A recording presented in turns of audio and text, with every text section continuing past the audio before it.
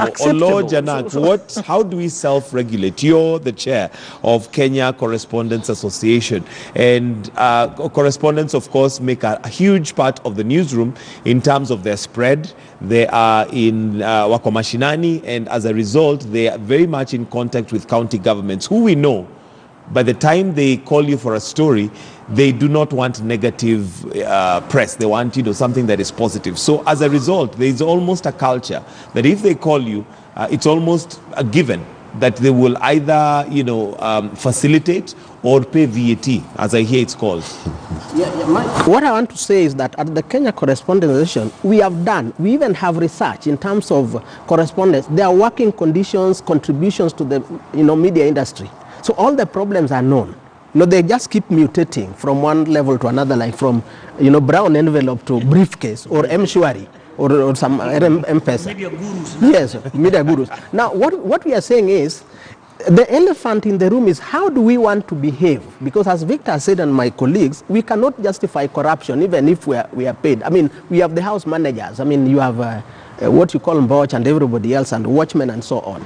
Would they probably go out in the street or doing certain things because they are lowly paid? No. That is something, and I think we raise ourselves to a certain level.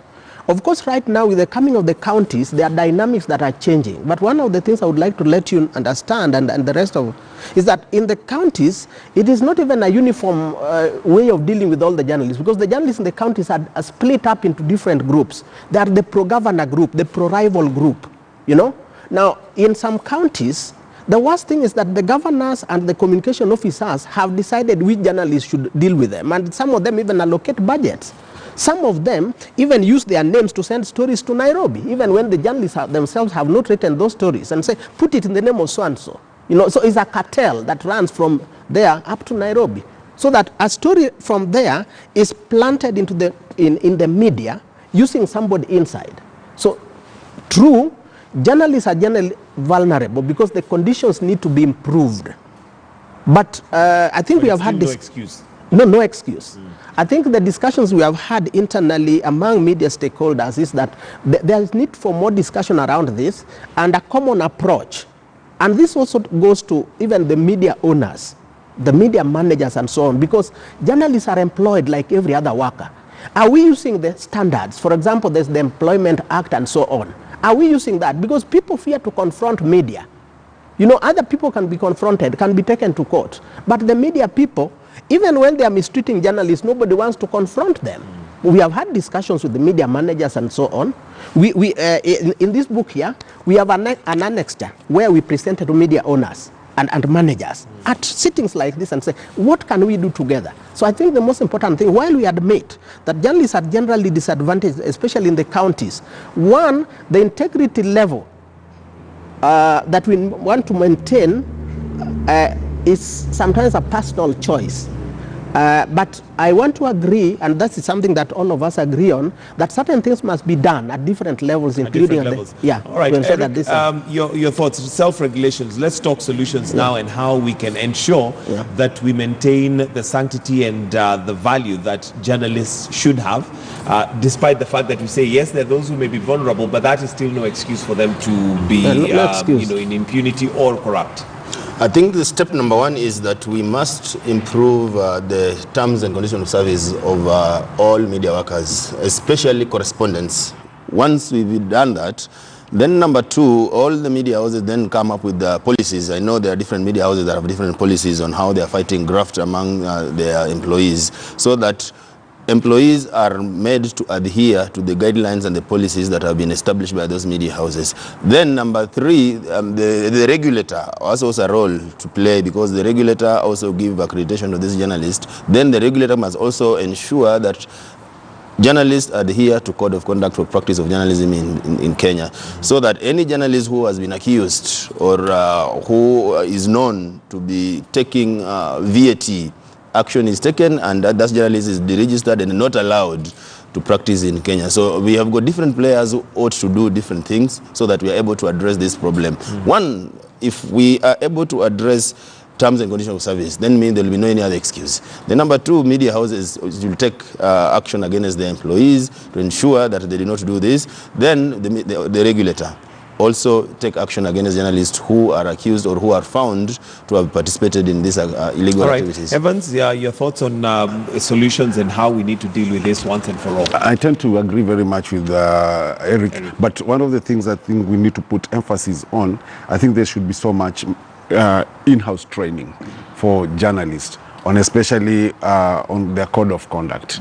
The other thing is, I think that would actually help is improving their welfare, but also being able to allow some journalists to do work, consultancy work, outside their profession as journalists, maybe in the newsroom, so that they can be able to do something in a legitimate way, as opposed to just waiting to be given money as a facilitation or VAT.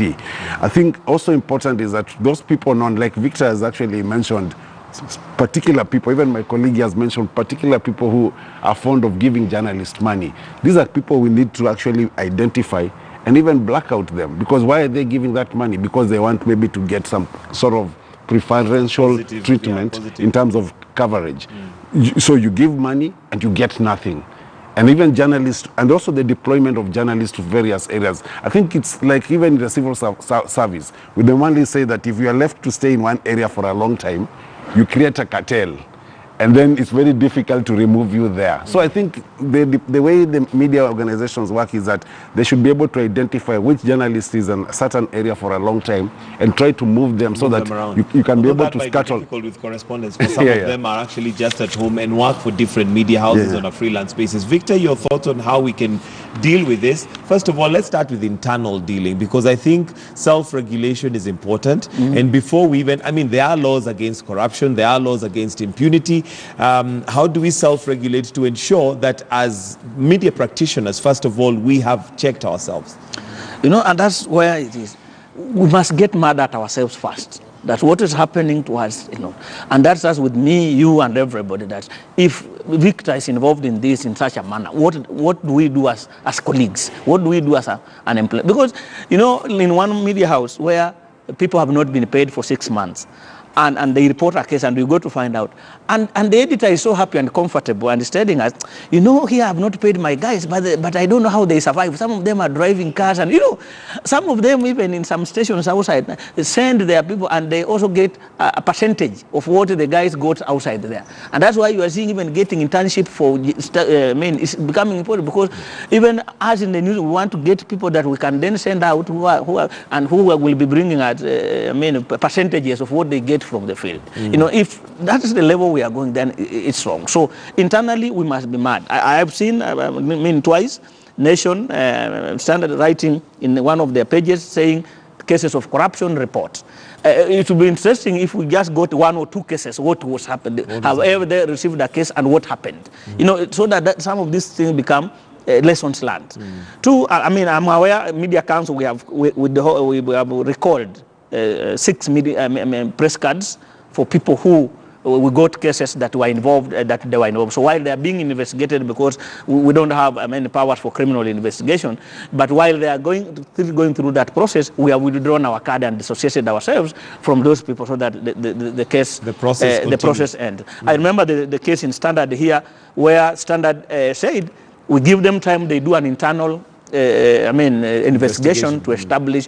So it's not that we are not doing anything or things are not doing, but we must, for the Media Council, once a case is reported, while you are still under investigation or something happening, we will withdraw the card. In the meantime, once you are sorted out and whatever comes out, then we see at that level. So we want to see more. And also, you know, we are investing in media in an impulsive way. Everybody now, we have 179 radio stations, 85 TV stations, and nobody is caring about the commercial